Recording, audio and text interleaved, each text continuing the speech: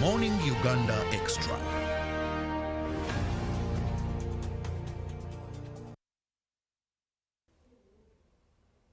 Welcome to the Extra. Much thanks for being part of UBC TV this lovely morning. Now, anytime we may be interjected or switched to Gaba, where the trial of Christopher Okello, now the man who made global headlines when he stabbed to death 4 toddlers at Gaba Early Child Development Center. And this is going to be the first of its kind in recent days where a civil trial is done within the community. So we expect anytime from now we'll be heading to that area where court is sitting for the hearing of that case. But before we go there, we are looking at the National Performance Review Conference 2026. And with me in studios, I have Mayanja Gonzaga, who is the Commissioner Monitoring and Evaluation, Local Government Office of the Prime Minister. You're most welcome. Thank you and good morning, viewers. And at the extreme end, I have Dr. Albert Byamugisha, who is the Senior Technical Advisor, SDGs, Head of SDGs Secretariat, Office of the Prime Minister. You're most welcome, Thank you. Doctor. Good morning, viewers. Now, Doctor, for our viewer, when we talk about the National Review, the National Performance Review Conference, what is this and how relevant of what importance is it to Ugandans? Thank you very much, viewers. Under Article 108A of the Constitution of the Republic of Uganda, the Right Honorable Prime Minister is mandated to be the leader of government business in the Parliament, and at the same time responsible for coordination of all government policies and programs in the ministries, departments, and agencies. And in order to fulfill this mandate, the Right Honorable Prime Minister Robert Nabanja, under the guidance of His Excellency the President of Uganda, is convening a National Performance Review Conference on the development agenda for Uganda. And this conference will take place on the 15th through 17th, and the chief guest is His Excellency the President of Uganda, General Yoweri Kaguta Museveni. It's a high-level platform which brings on board state and non-state actors. And under state, we have the 3 arms of government. We have the executive, headed by the president, who will be the chief guest. And then we have judiciary and the legislature involved in the same. And we have our ministers, permanent secretaries, heads of agencies, and departments attending the conference. We also have non-state actors who include the development partners, the academia, the private sector, the youth. And then United Nations Economic Commissioner for Africa has also been invited. It strengthens coordination, accountability, and evidence-based decision-making. It is the first high-level conference we have held in Uganda because it integrates 3 areas. It has now Sustainable Development Goals reviews, Sustainable Development Goals Agenda 2030 and Agenda 2063 reviews. We have national performance in line with National Development Plan 4, then the local government assessment. And it will take place in Munyonyo. So all the people are invited to attend this conference. And of course, the people who have been invited also in local governments include the RDCs, the LC5 chairpersons, chief administrative officers. They have all been invited, and my colleague will be talking more about that one. Yeah, so preparations are in very high gear. People have been invited, almost 80% have registered, and we are calling upon all those people who have been invited to register online so that when they come, they just find their cards ready. But otherwise, we are very ready to receive you at Munyonyo for this high-level conference. Thank you very much. Now, that said, it'll come to the Commissioner. How does this conference support the implementation of the National Development Plan 4 and also the Vision 2040? Thank you very much, moderator. As a country, of course, we have a national development plan that aligns our interests as a country into what actually should be achieved. Basically, of course, the goal, as you might be aware, that looks at increasing household incomes, enhancing employment, and also having full monetization of the economy. Now, by having that in mind, there are various assignments or actions by various ministries, departments, and agencies and local governments working towards achieving that goal. Now the conference comes in to check ourselves and see how our work, how our commitments are helping towards achieving those the goals of NDP. Now what we expect in this conference is that for the year that ended, 2025, of course, government of Uganda released money to various agencies and the resources have been utilized. Now this is the time to give an accountability for the resources that were given to us. And in this particular conference, we shall be looking at an analysis of what has been done in the various programs, human capital, and others. But again, also, we shall dive deeper and go to local governments and also get an accountability for the resources that were allocated.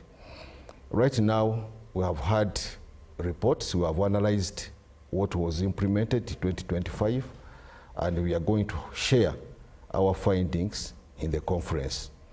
Of course, whatever that is being done by the MDAs and local government is in line with the overall goal of NDP.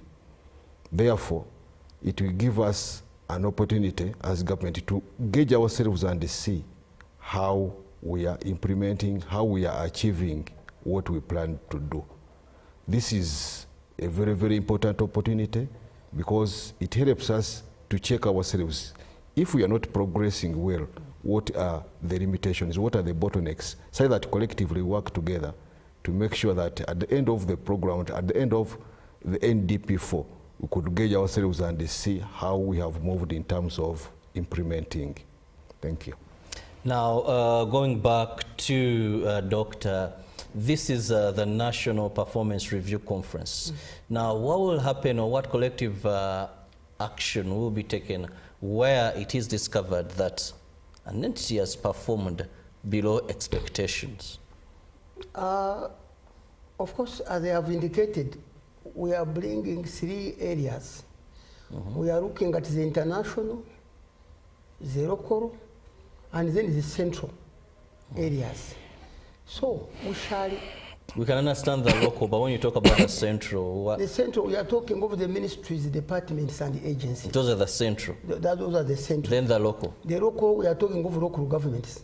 Where now we have invited the RDCs, the LC5 chairpersons, the CAOs, and when we are assessing, we analyze and look at what has been achieved, what has not been achieved, and what collective measures can be made. And where we find, because we are using a traffic light system, because under NDP4, we have a results framework, which is annualized with targets. We are now almost finishing the first year of the implementation of National Development Plan, meaning that we should be covering almost 20% of the implementation of the plan for the whole 5 years. So now we say, okay, how are the ministries, departments, agencies performing? Are they around between 15 to 25%? If we find yes, no, then some collective measure must be taken. And if it is because of the finances, then there may be need to redirect resources to these priorities which are underperforming. So we are checking ourselves to know how prepared we are in the implementation of the National Development Plan.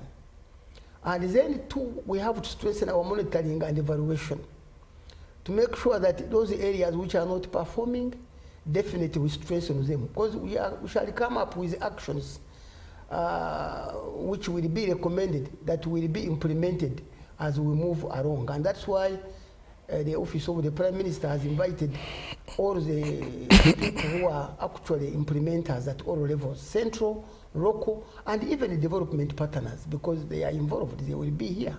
They are contributing some funds to the development of this country, and they will be assessed to what extent have the funds which they have contributed have performed.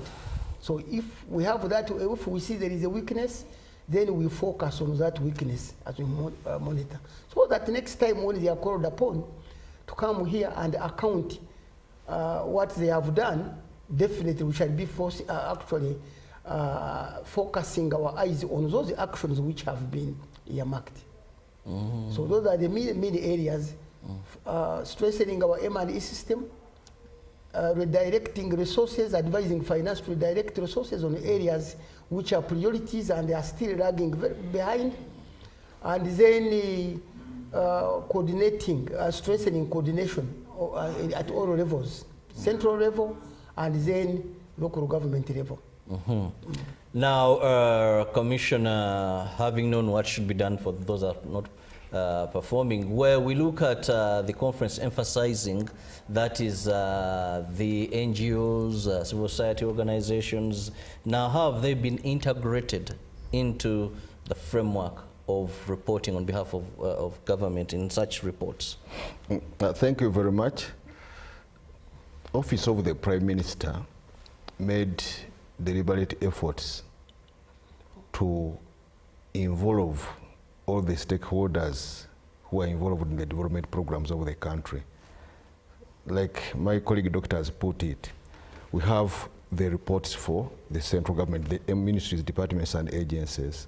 We also have reports for local governments. We have also brought on board NGOs, agencies and the private sector by creating a fully-fledged department within Office of the Prime Minister. We are getting reports from those agencies. We are analyzing those reports, and what is coming out of those reports is what is going to be shared. The issue is that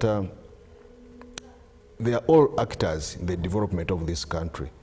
Now, if there are weak areas in terms of aligning with the government programs, we bring them out, and collectively we agree on how best to align and how best to move forward.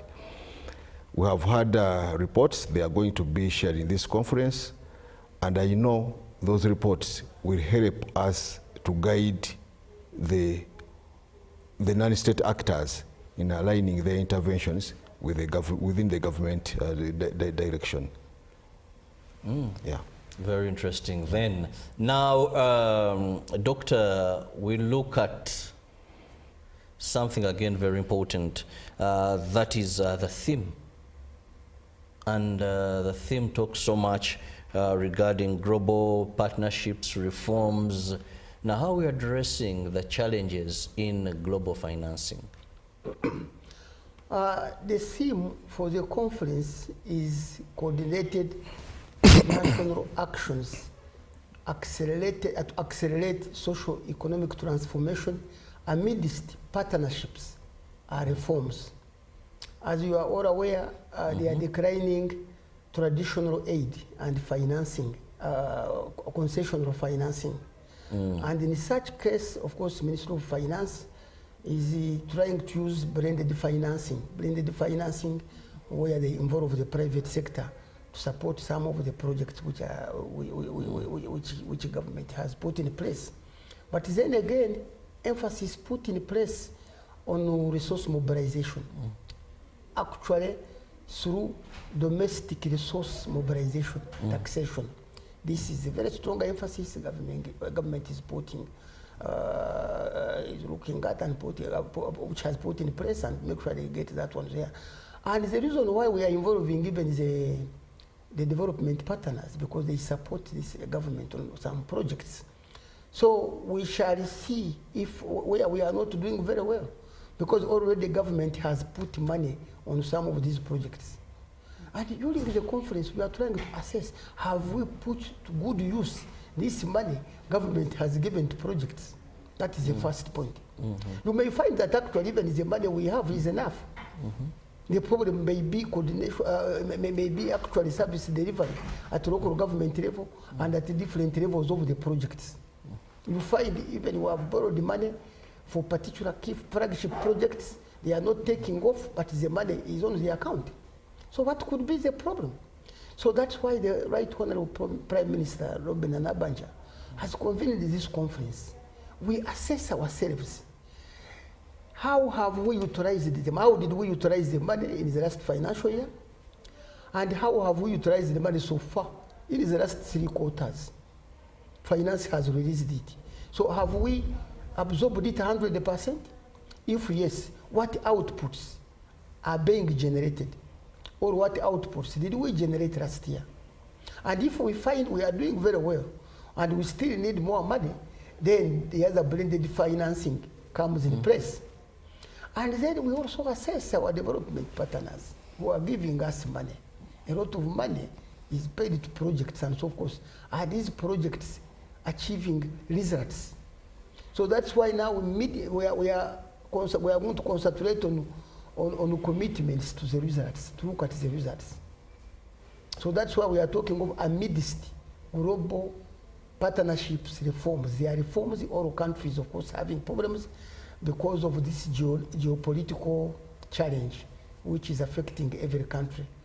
But against all this, as a country, we must now first see what whether we are utilizing what we have very effectively and efficiently. And that's the reason why actually this conference is there. Because every assessment is tied to the money which has been delivered to the local governments and central governments. And should we find that there is a gap, then there may be redirection of the resources to those particular areas, which are priorities.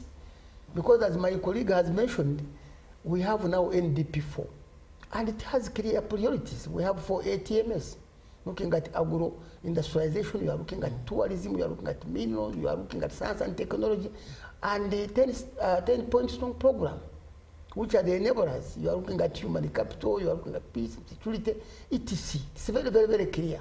So we have the priorities, we have the target set for us, then and some money is released because the budget, I think, so there are budget cuts, but at least we should be assessing ourselves whether we are utilizing the money which is being given to us. Many other things follow. Thank you very much. Now, Commissioner, how has high-level political oversight improved service delivery?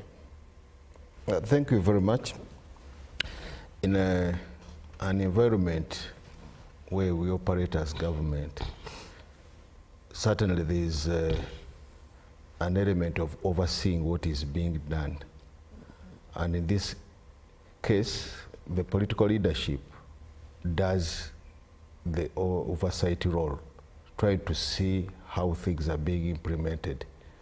Of course, they do it in various areas. One, through legislation, by coming up with appropriate laws. Secondly, by also reaching out to the field and doing that political oversight role. Now, in the period under review, we have seen several projects being handled, and we have seen several projects where the political oversight has come in to improve on the way projects are being done. Doctor talked about the loans, where some projects are funded using borrowed money, and usually there has been some delays.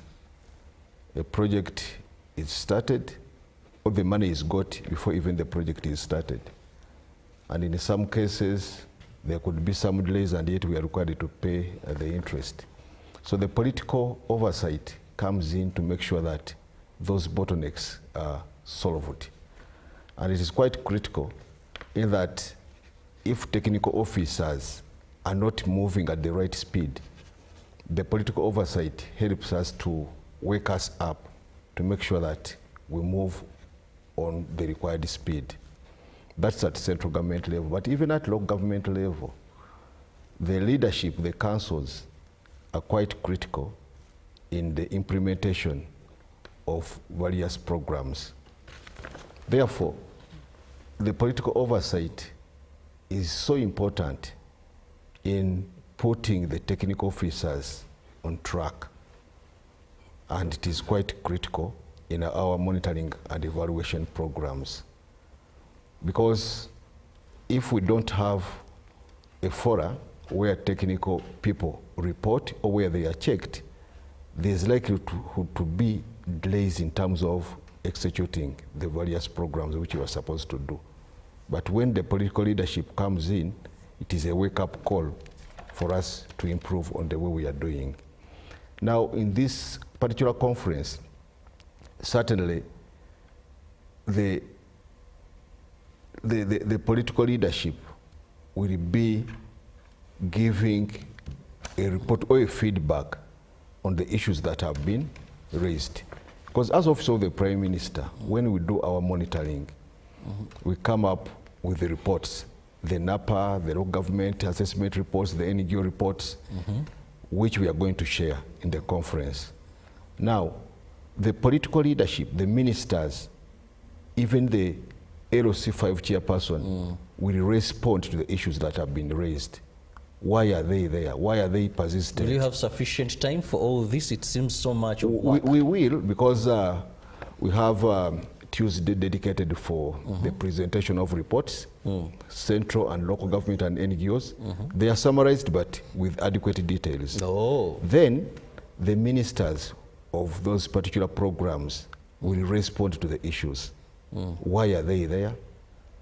What do we need to do to make sure that those issues are addressed? And as Dr. put it, at the end of the conference, we'll have an action matrix. These are the issues that have been raised. This is how we are going to follow up on those issues. Then, in subsequent monitoring activities, we try to follow up and see what has been done in light of the issues that were raised. Say that in the next conference, we will start with the tasks at hand now and see what has been achieved. Are things still persistent? Then how do we move forward? Because now this is going to give us a very grounded baseline upon which we'll be measuring subsequent implementation in various national performance assessments to come. Before, as Office of the Prime Minister, we're a bit segmented. We could have a conference for central government, a conference for local governments, and now the state actors who are coming on board. Of course, before we've not been having it. It is a new thing this time. But now the Prime Minister directed that we have one consolidated conference. That's why we are having a representation from the ministry, the ministers, the permanent secretaries. But again, when we go to the local government, we are also bringing on board the chairperson, the RDCs, and the chief administrative officers who are the accounting officers at that level. Then we are going also to have heads of agencies and some selected representation from the non-state actors. So that's how we are going to have it. We believe this engagement will help us to look at the whole government, what is happening in all the spheres of government, because we've been in position to know how is this, the program on human capital moving. That's health, education, and others. Then we will also go to the local government, the 176 local governments. We also try to see how things are moving. But again, also at that level, the local governments themselves, they also do an assessment of their lower local governments, the sub-counties and the town councils, which are more than 2,000. We also have an input from what has happened down, which we are integrating into this report. So someone who will be giving an accountability for a in a local government setting will also take that into consideration. So that means we are gradually moving towards the grassroots. Because if we are getting an input from the sub-counties, the town councils, I think we are moving in the right direction. And that's the gist of the matter, and that's the directive which was given to us that we are trying to work towards. Yeah, thank you. Well, thank you, Commissioner. Now, just remind you, anytime we may head or we shall head to Gaba to follow proceedings of court following the community sitting of a court that will have Christopher Okero.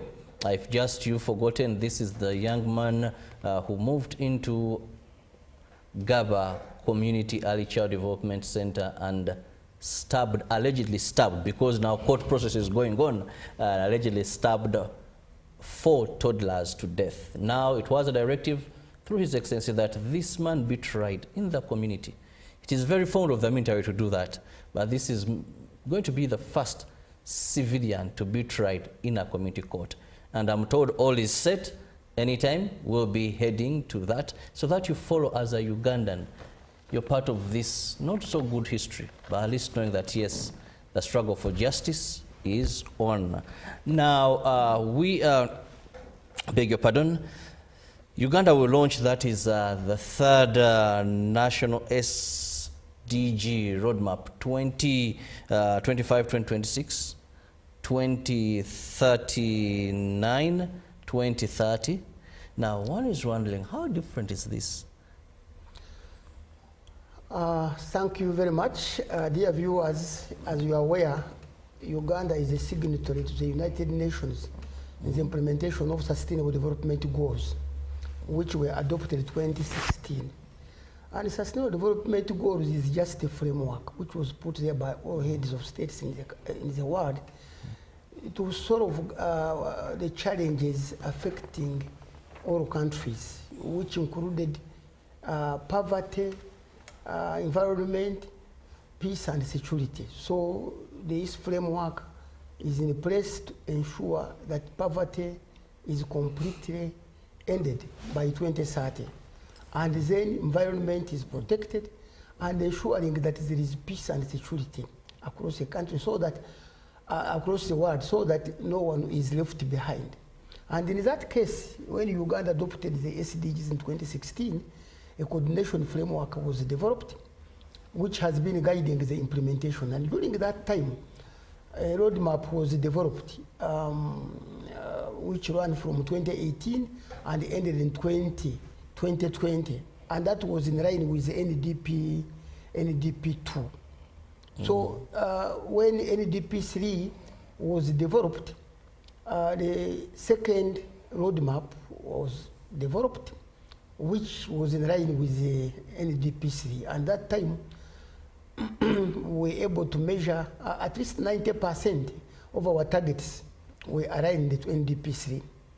And then that roadmap concentrated, of course, in the alignment to make sure that all the targets which have been fixed in the National Development Plan are aligned to the international agenda. And 90% of the targets were aligned during that time. But now we have NDP 4, which started last year and is ending in 2030. There is a need to develop a third roadmap to align with the priorities of NDP 4. So the previous roadmap was concentrating on coordination to make sure that there is coordination at all levels, central government and local government, and at the same time creating awareness on the SDGs. But that one has ended. We have talked of SDGs. Now this new one is going to change from commitments to actions. What actions are in place that should be implemented so that we can accelerate this implementation and achieve the Agenda 2030 and the African Union Agenda 2063. So that's why now this roadmap that is going to be launched by His Excellency is different from the previous one, because now we are focusing on actions, not talking. The previous one was concentrating on talking about the goals, indicators, ABCD. At least we were able to achieve that. There is proper alignment of the targets and measured by indicators in line with our National Development Plan. There is now measurement. The data system has been strengthened by Uganda Bureau of Statistics. That time, of course, we had only 45 data points out of the 232 indicators which could measure the performance of Uganda. And we made sure that at least we check and see which indicators should be used in Uganda to measure our performance. So we found that actually 201 indicators were eligible for Uganda out of 232. But then, in the previous roadmap, of course, in the first roadmap, we had 45 indicators which were measuring performance. So we had to move work with, of course, with the other stakeholders, led by UBOS, to raise it to at least a sizable number which could tell us the story of Uganda on SDGs. So by end of the first roadmap, we're about 70 indicators measuring the same. And during the second roadmap, we made sure that we work hard with the with Uganda Bureau of Statistics to raise the indicators, and it rose up to 147 indicators. And making Uganda the first actually country, we are #1 in having the highest number of indicators which can assess performance of SDGs. So now that we have that sizable, which is about 76% of the indicators measuring performance of the goals of SDGs, we should now not be concentrating on raising more numbers. Yes, we shall be raising more numbers, but at least what we have can help us to tell the story. So in this roadmap, we are saying, yes, commitments have been made. We have the best policies, actually, almost in Africa. We have all the good policies which have been passed by cabinet, but it is implementation at the other levels which is a problem. And that's why now in this conference, we are launching this roadmap, which is specifying exactly what pillars we are concentrating on. But remember, the pillars we are concentrating on, of course, are the priorities which are indicated in NDP4. And of course, that is the 4 ATMS. So how are we going to achieve that one there? How are we going to raise the jobs of these younger people who are very many? So in order to do that, definitely this roadmap will help us giving different roles and responsibilities of all of the stakeholders in the implementation of sustainable development goals.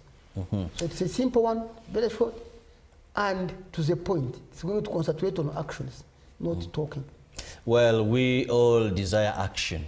We have good policies, we have good paperwork, good research, but implementation or action. And when you talk about that, it is a long wait. We just hope to see that kick off. Now I come back to the Commissioner and back to the National Performance Review Conference. Now, what are the key deliverables expected out of the conference? Thank you very much. Actually, the main key deliverable would be an action matrix. Because when we discuss all this, the SDGs, the National Performance Review, the local government, we need to come up with an action matrix clearly stating the current state and where we want to go and how we want to move there. So that will be very critical. And the way we are going to reach that, one, we have had reports, as I earlier said, on how programs have performed. We have reports on how local governments have performed. We also have reports on agencies. Now, after a thorough discussion of those reports, we shall be coming up with an action matrix on a way forward. How do we want to move under human capital, under governance, under security? How do we want to move as a local government? Then we start asking ourselves, how do we reach where we want to go? So at the end of the conference, we shall come up with a report that will clearly indicate the direction which we want to take as government. Of course, as you might be aware, monitoring is to put things right. Where there are excesses, we try to make sure that we put things right. Where there are delays, we want to make sure that we remove the bottlenecks, and all that will constitute the direction which we should be taking as government. Now, after the conference has ended, that report will give us an opportunity to move a step ahead. We look at what has been achieved, what we have agreed on, and then we lay strategies on how to ensure that what we have agreed on is followed up to the end. So basically, that's the key outcome of this particular conference. Yeah. Well, thank you so much for being with us. We are still looking at the upcoming National Performance Review Conference. And just a recap of for participants, how is attendance going to be? Because someone has asked me, I think it's an RDC, and it's how do they get to be part of this? You hinted on it earlier, but please re-emphasize that. Thank you very much. The Prime Minister has invited 1,200. And this includes the local governments. And in the local governments, we expect all the RDCs, all the LC5 chairpersons, all the chief administrative officers. We expect, of course, the president is the chief guest, but all cabinet ministers, all permanent secretaries, accounting officers, and heads of institutions. We expect also private sector, particular private sector have been invited, the academia, civil society organizations, there are different groups which have been invited. And then the development pattern. We have the UN country team, agencies, about 21 of them, they have been invited. And then local development partners group, the ambassadors, their excellency have been invited. And even our ambassadors to other countries have been invited. So in all, there are 1,200. Invitations have been dispatched.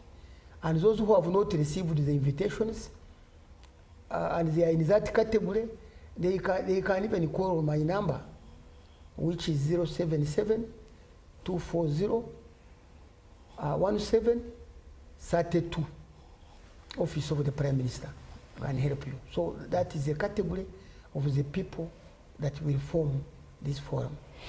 Maybe a small rejoinder. Doctor had forgotten the town clerks and the mayors. Yes, because in total, in local governments, there are 176 local governments. That's the districts, municipalities, and the cities. So all those are part of the conference. Yes. Okay. Now coming back to you, Doctor, what next after the conference? How are the decisions going to be translated into action? Because you've had conferences. This could be the first, but you had international, local, hotels. Even when you move right now, there is a conference, at least at Africana, Serena, whatever, you know? Now, this, as I indicated earlier, this is going to be different than the first. Because we are coming up with a declaration, which may be called the Monyonyo Declaration, in respect to the National Performance Review Conference, with concrete actions which will be agreed. And these actions, definitely, they will have responsibility centers indicated and time frame. And the Office of the Prime Minister, led by the Right Honorable Prime Minister, Minister General Duties, we have now the Deputy Head of Public Service, responsible for service delivery. We have even a permanent secretary responsible for government policy coordination. Then is the department, the monitoring and evaluation coordination. We have the SDG Secretariat. So we shall be following up those agreed actions at Monyonyo and make sure that we monitor quarterly, because the government releases money quarterly. And this money, that's why I was talking over the direction of the priorities, our resources into the priorities which now will have been agreed, so long as they are within the worker plan. And then focus that. So quarterly, there will be reports received by the Office of the Prime Minister, by those relevant departments, and will involve all the key stakeholders. And then there will be a half-annual conference, which will be convened by the Prime Minister, that will be following up these recommendations, and a select number of local governments, central government, and development partners will be invited to check and see what performance has been put in place after 6 months. Then at the end of the year, the Right Honorable Prime Minister will convene another national conference again. And they will first look at that matrix. What was agreed and what has been achieved. What has not been achieved. What could be the problem. And then action takes place during that time. So that's why I'm saying that it's going to be different this time, because we are focusing on the actions which are in line with the government priorities, which are NDP4. We are not going to be looking at very many different things. That's why now when you go to, as you indicate that you go to hotels, they are discussing very many things. Reports are produced, I don't know where they end. But this one here, it will be a national report with agreed actions. There will also be a follow-up to the cabinet. The report is going to be prepared, which will be a cabinet memo, and presented to cabinet for endorsement, and then action.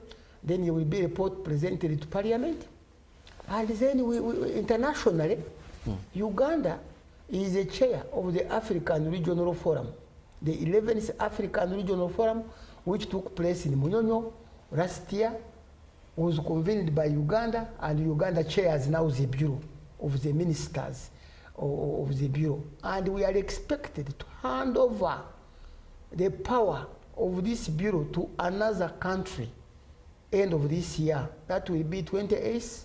The Right Honorable Prime Minister will be handing over this position to another country in Addis Ababa. So we are preparing ourselves. We are doing stock taking. What have we achieved? Because we had the Kampala Declaration and the key messages, which were agreed for the whole of Africa. Now, how have we performed as a chair of this? We look at the achievements, we look at the gaps, and then the gaps, definitely, we come up with a report which will be presented in Addis Ababa as we hand over to another country. And that's why the Right Honorable Prime Minister has invited the chairpersons of the sub-regions, because the Bureau consists of five ministers. It has been chaired by the Right Honorable Justin Lumumba, chairing that Bureau. Then we have ministers, one responsible for Southern Africa, from Mauritius. Then another one responsible for West Africa, coming from Cameroon. Then Central Africa from Gambia. Then North Africa from Mauritania.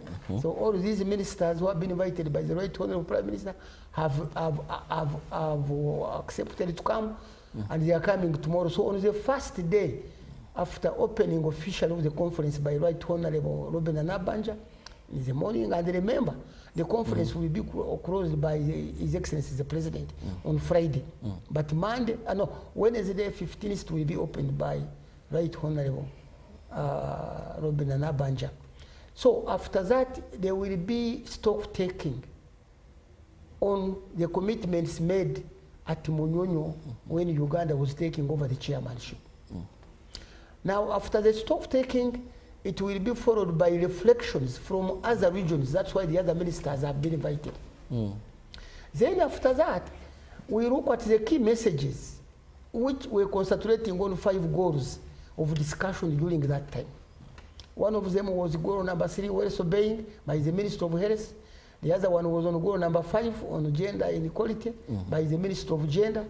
Then there was another one of energy by the Minister of Energy. Then industry, of course, there was innovations, industry, STI, the Minister of Science and Technology.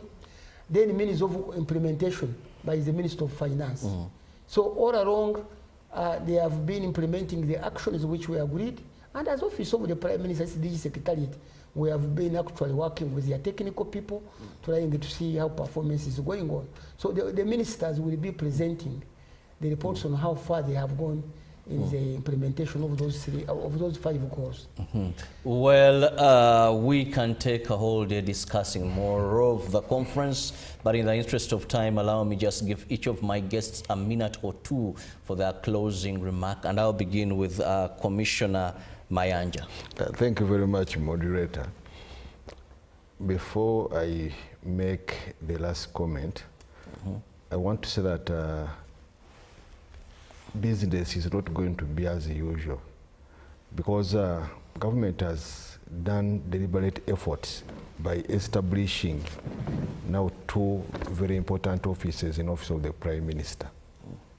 The office of the Deputy Head of Service, who is responsible for performance. Her work is to whip all government actors to do what they are supposed to do. There is a permanent secretary for government policy coordination, bring actors together. If health is doing something which has a linkage to education or to water and sanitation, they can be brought together, have a discussion, and agree on a way forward. Those are distinctive offices that are specifically charged with ensuring service delivery. And as such, we shall be having various actors brought to order. If it is in a local government, things are not moving, the cow, the chairperson, the others can be brought together, have a candid discussion, and agree on the way forward. And we make sure that what has been agreed on is followed up to the end. That's how things are going to move. It has been a deliberate shift, and I think arising out of the outcomes of this conference, we are likely to see dynamic changes within the implementation architecture of government programs and projects. Thank you. Well, thank you, Commissioner Gonzaga Mayanja, who is the Commissioner Monitoring and Evaluation Local Government Office of the Prime Minister. Yes, Doctor, as we move out. Thank you very much. My last message is to once again invite all the citizens and the well-wishers of this country here to attend the conference, because it will be it will be physical and virtual. So physically, all of the people who have been invited, whom I have mentioned, the local governments, the central government leaders, local development partners, to attend the conference, and even those people who, of course, who have not been invited, they are invited to attend virtually. There will be a link which will be given out. Please, you follow the proceedings of the conference, because it is good for all of us. We want to make sure that by end of 5 years, and we are happy that we have a new manifesto for the new government coming up on board, definitely, which is aligned 100% to the National Development Plan, meaning that the actions that we are putting in place will be supporting the manifesto, etc. So that we are able to make sure that by 2030, no one is left behind in Uganda. Well, thank you so much, Dr. Albert Byamugisha, who is the Senior Technical Advisor, SDGs, Office of the Prime Minister. Thank you so much, gentlemen. And above all, thank you very much, our viewer, for being with us all the way from 6:30 till now. And of course, if you're invited, please make sure you turn up and also join virtually, because we want to know how government is performing. We want to know and also know what actions are going to be taken for the underperformers. See you tomorrow. God willing, have the best of today.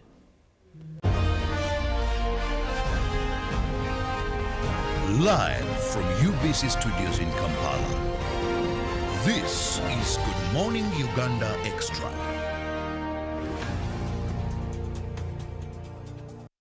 It's our mission to secure your money. Protecting your money is as important as earning it. It is for this reason that the Deposit Protection Fund of Uganda, DPF, was established by the government of Uganda to provide deposit protection to customers of regulated financial institutions. In the unlikely event that your commercial bank, credit institution, or microfinance deposit-taking institution fails, the DPF will pay you up to 10 million Uganda shillings. Keep your personal information such as national identity identification number, mobile phone, or an alternative bank account updated with your banker. Terms and conditions apply.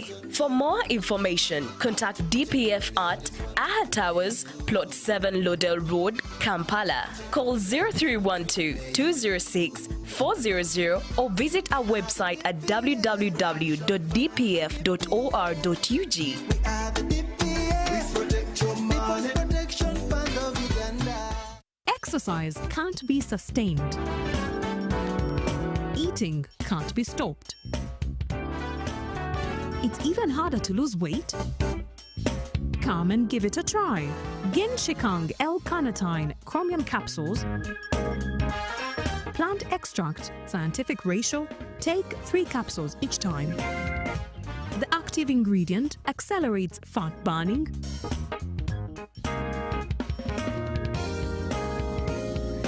Eat twice a day. Don't take a detour. Weight loss starts now.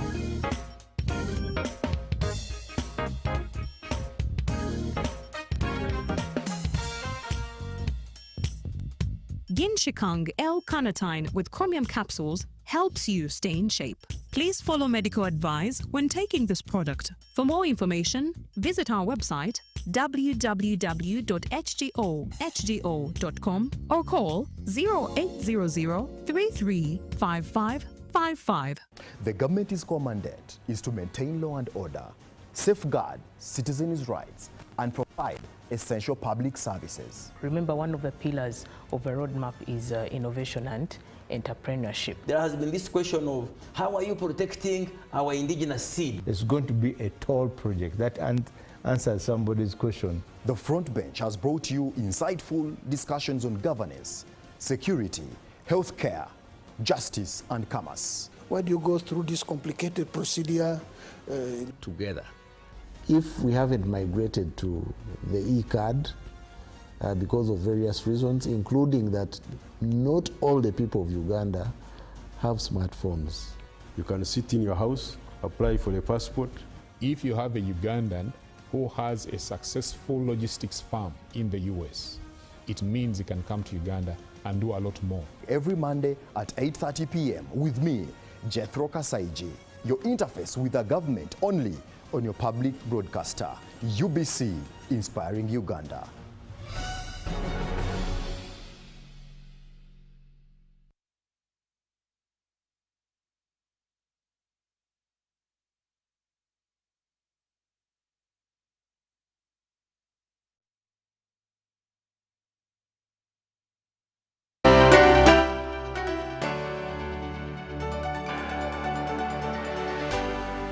UBC, Inspiring Uganda. This is existential. Humanity's at stake here when this election, apparently, if you look at the media. No, I think it is for them. I think they see that if Orban goes down, what goes down with him is Orbanism, and therefore a kind of nationalist populism that sees Europe, as the way Europe used to be, kind of pragmatic, able to negotiate with adversaries, able to, live with those who don't share its ideology.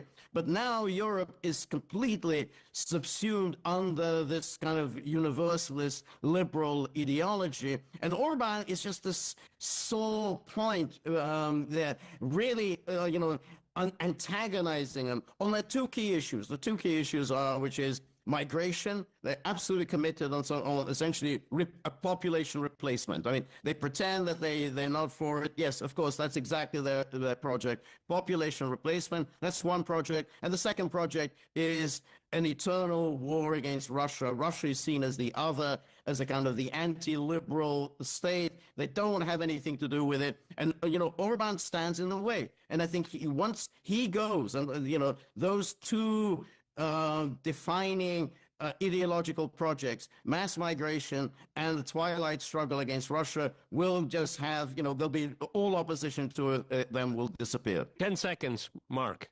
It's also about sovereignty. Orban challenges the EU's control over foreign policy. He wants to bring it back to the European states. All right, gentlemen, every time we convene, we talk about the most depressing things facing humanity. But I would like to send my congratulations on Easter to both of you, okay? All right, that's all the time we have. I want to thank my guests in Budapest and here in Moscow. And, of course, I want to thank our viewers for watching us here at RT. See you next time. Remember, crosstalk rules.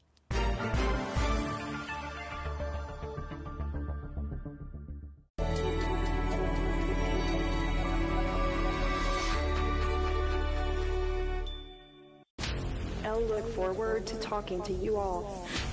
That technology should work for people.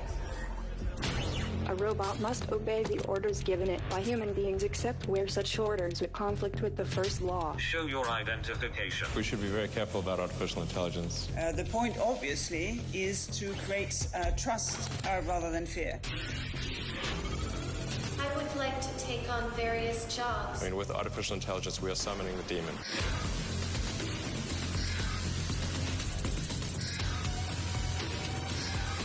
A robot must protect its own existence.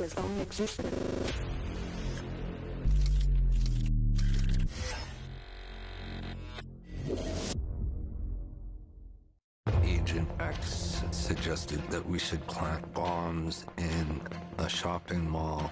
And I was like, wow. The two suspects were arrested in Abbotsford yesterday afternoon, and the Victoria Canada Day celebrations proceeded without a hitch. Depuis tout début de la Confédération canadienne, la police politique et les services secrets surveillent, essaient de criminaliser et même de saboter les groupes, les minorités racisées et les mouvements sociaux qui dérangent le statu quo. They operate behind walls of great secrecy, but what we have heard from the reports of whistleblowers are acts of Islamophobia, racism, and homophobia.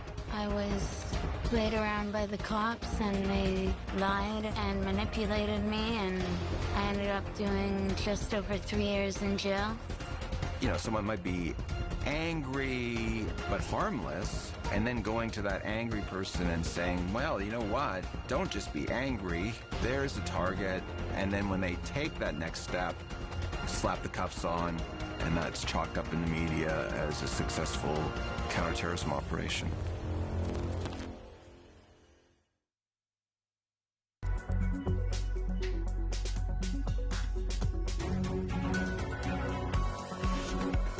Hungary's pivotal election sees Viktor Orban swept from power by the opposition leader Peter Magyar. Now we'll look at how that will impact Budapest's relations with the EU, Russia and Ukraine. Donald Trump claims that he'll blockade the Strait of Hormuz later today, and just hours after the US-Iran peace talks broke up with no agreement. Iranian officials cast doubt over the looming U.S. threat, suggesting that the Western world should prepare to say goodbye to cheaper fuel prices. And Washington passes the buck of its failed anti-Iranian campaign onto China, threatening Beijing with staggering tariffs if it supplies arms to Tehran.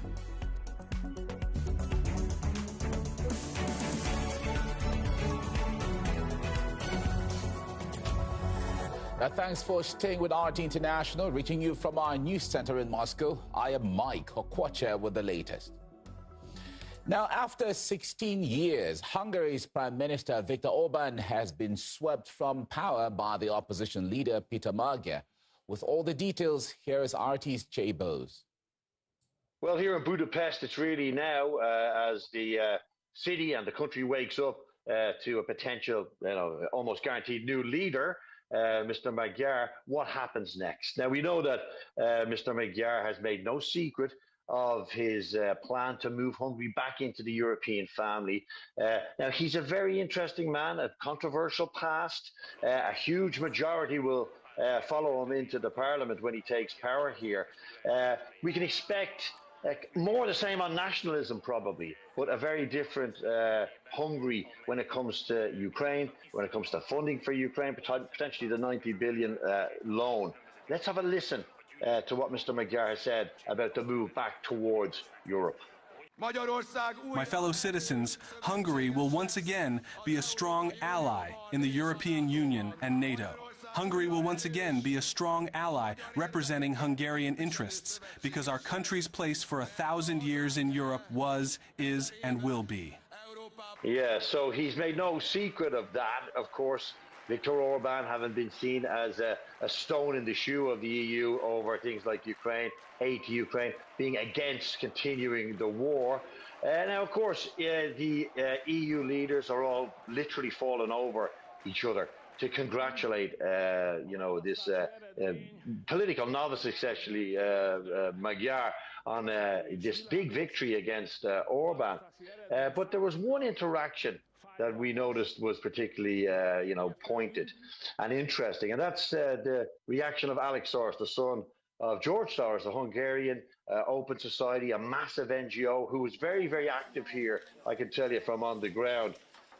His sort of celebration of, the return of Hungary, if you like, to the European family was very interesting, but also the reaction of Elon Musk to that celebration was very, very, very sharp and interesting too. Let's have a listen to that. The people of Hungary have taken back their country. A resounding rejection of entrenched corruption and foreign interference. Soros organization has taken over Hungary. And there's been some reaction, of course, to the departure of Viktor Orban from who would have been his political allies, the most notable of which, of course, is Robert Fico, the Slovakian leader. And he's, in a very measured way, almost reminding Mr. Magyar that, he's going to have to hit the ground running. There's going to have to be a dose of reality here, because the continued focus for Slovakia is going to be energy security. And Mr. Fico reminded, if you like, in a sideways angle, Magyar, that that's really going to be the focus, that the reality of the position of Slovakia and Hungary, particularly because of their geostrategic position, it's a very, very real thing. Let's have a listen to that. The goals of the government of Slovakia remain unchanged. A joint approach with Hungary in protecting our energy interests. I believe there remains a strong interest on the part of Slovakia, Hungary and Central Europe as a whole in restoring the operation of the Druzhba oil pipeline. Of course, the Druzhba pipeline, this is very, very important arterial lifeline into Hungary and Slovakia, have been cut off since January by Ukraine, essentially. Mr. Orban was front and centre, an almost sort of perpetual conflict against Mr. Zelensky about this issue. And of course, the reality is going to bite very quickly. The honeymoon phase for Mr. Magyar is going to be very, very short, I can tell you from on the ground, because people here elected him in such big numbers, essentially because of the economy. It's the economy, the standard of living here. And essentially, people had seen Viktor Orban in power for 16 years. They wanted a new face. I don't know if the EU is going to get exactly what it wants. Mr. Magyar is very nationalistic. And some people are calling him here Orban light in some ways. But the reality of what Mr. Magyar is going to have to deal with very quickly, he's got a big in tray, and people here in Hungary are going to be expecting results very, very quickly. A Hungarian political scientist George Piotr says that the new pro-EU government could mean bad news for the country's youth, as Brussels seems determined to push for war with Russia. I'm afraid it's very hard for the young people, because I see what happened in Germany or in Croatia. The young people drafted for the military. And I see what's happening in Bristol, in Berlin, and also in Washington, D.C. The world preparing for the war against Russia. I don't understand, and many people in Hungary don't understand why, because Russia is a friend, is a partner. Russia don't threaten us. Hungarians don't threaten the NATO, don't threaten the European Union. But I see, when I heard a speech from Manfred Weber or Ursula von der Leyen, preparing for a war, needs soldiers. And Manfred Weber thought he will see young soldiers with the badge on the uniform with the European flag. Is clearly preparing. When the French chief of staff told the French mothers should be preparing to lose her husbands and lose her sons on the front line, is clearly plans for a war. And I think maybe September this year, will be a new military law in Hungary, not like the same in Germany or in Croatia or other countries. And then people, young guys, will be drafted for the military.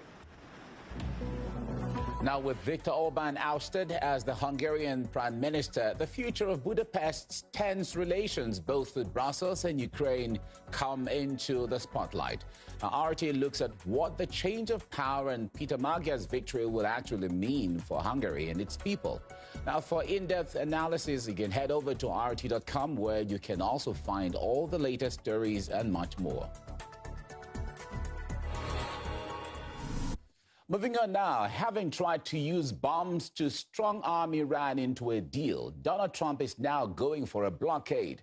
And after the failure of the weekend's peace talks, the U.S. president now says that the Strait of Hormuz will be closed to all shipping to and from Iran from later today. And the issue there is, following the announcement, oil prices have now once again surged since then. Now, after the previous spike on the 7th of April, from the figures you're seeing right here, when Trump threatened to destroy Iranian civilization, prices managed to normalize, to some extent, at $94 per barrel. Now, they grew on the 9th of April when Israel decided that when they declined to include Iran in the peace deal, striking the country's territory. Now, the outlook seemed positive just 2 days ago when, amid the peace talks, prices were holding at around $96 per barrel. However, Trump's announcement of the Strait of Hormuz blockade sent them back into three figures. Now, this move he amuses Iran, with the Speaker of Parliament saying that the U.S. will soon reap what he has sown. Enjoy the current pump figures. With the so-called blockade, soon you'll be nostalgic for $4 or $5 gas. Now, with the hours counting down until Washington's proposed blockade of the Strait of Hormuz comes into force, Iran is predicting zero results for the U.S. United States, just as it suffered a historic defeat against Iran in attempting to open the Strait of Hormuz, is also doomed to fail in any naval blockade. Iran is not a place that can be contained with tweets and imaginary blockade plans. The U.S. naval blockade of the Strait of Hormuz is expected to take place anytime soon later today. Well, the move is seen as a threat that will derail the 2-week ceasefire between the two sides after 40 days of intense fighting. You know, U.S. President Donald Trump has claimed that he has been very nice to Iranians, and he said that with the blockade, we will have more oil than Russia and Saudi Arabia altogether. Well, Trump has also said that he doesn't care if Iranians will come back for a deal or not. He's fine with it. And also, elsewhere, he said that more countries will join in blockading the Strait of Hormuz. Well, this comes as Iranians have repeatedly announced that they will never give in to the bullies and threats of Washington. And Tehran has said that the excessive demands of the United States during the Islamabad talks prevented a deal from being made. Let's take a listen. In intensive talks at the highest level in 47 years, Iran engaged with the U.S. in good faith to end the war. But when just inches away from Islamabad Memorandum of Understanding, we encountered maximalism, shifting goalposts, and blockade. Zero lessons earned. Goodwill begets goodwill. Enmity begets enmity. Well, this comes as Tehran and Washington held historic talks in the Pakistani capital, Islamabad, for talks on ending the U.S.-Israeli war on Iran. Of course, the talks failed and did not have any agreement reached. But the U.S. President Donald Trump has said that the direct talks failed because, as he claims, Iranians were unwilling to abandon their nuclear ambitions. Meanwhile, a member of the Iranian delegation disclosed several reasons for the failure of the talks. According to the Iranian source, the United States wanted to share from the benefits of the Strait of Hormuz. Also, according to the Iranian source, Washington wanted Tehran to ship out the enriched uranium stockpile, and also has urged Tehran to forego uranium enrichment for the next 20 years.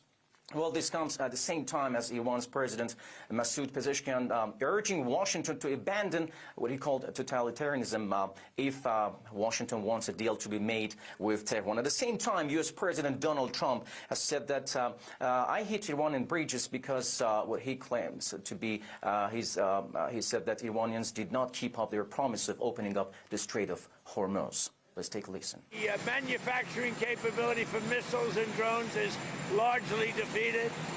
We've been very nice. We haven't ripped down too many bridges. We did one only because they broke their word, they broke their promise.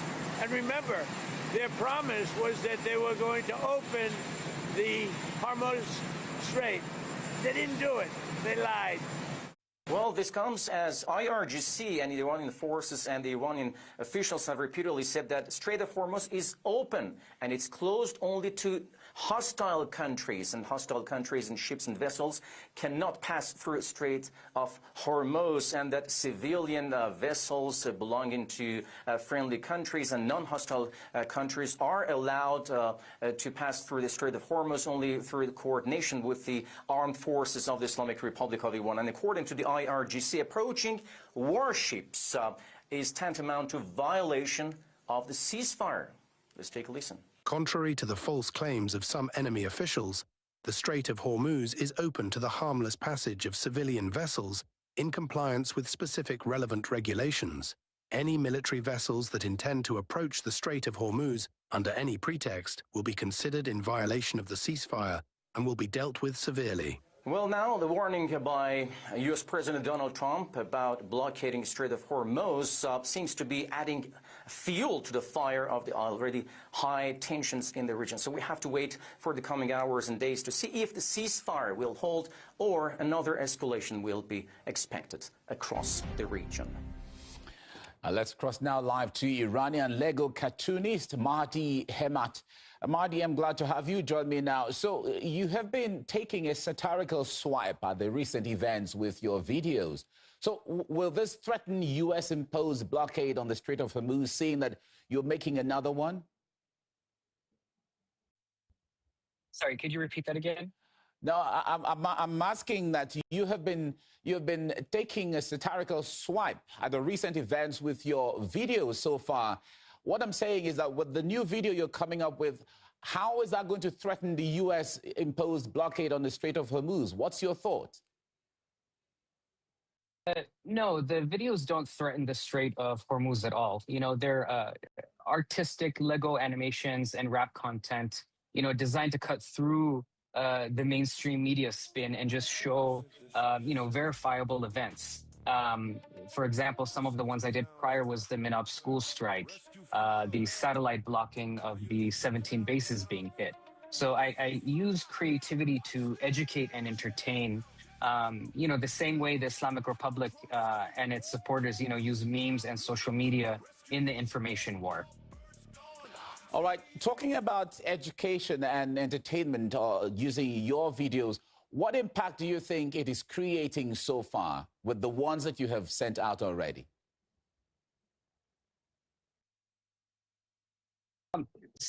So with my Iranian Lego rap videos, so I use the creative Lego animations and kind of expose raw, unfiltered truth about what's really happening.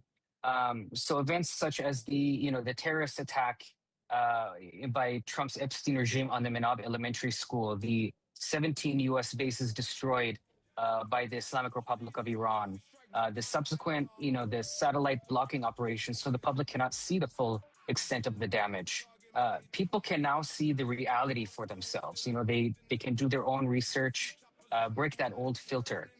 That's why certain narratives have collapsed. I'm a proud Iranian American watching my home country, Iran, get hit back-to-back terrorist attacks. It kind of broke my heart. So I have children of my own, and I want to be able to, look them in the eye and answer when they say, Bubba, what did you do in response to this? So I started these Lego videos to disseminate the truth and educate the public. And nothing in them is a lie. Everything is based on verifiable events anyone can deep dive into. All right.